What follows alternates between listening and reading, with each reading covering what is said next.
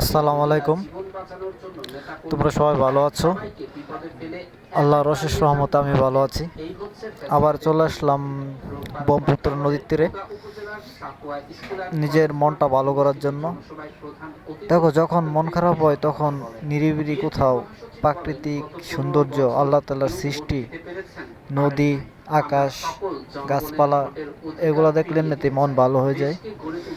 যাই হোক, তোমাদেরকে একটা কথা বলতে আসছি। প্লিজ, তোমরা যার ভালো লাগে কথাটা রাখবে। আমার চ্যানেলটা সাবস্ক্রাইব করে দিও, ফলো করে দিও। আমি অ্যাকচুয়ালি এই চ্যানেলটা খোলার উদ্দেশ্য যে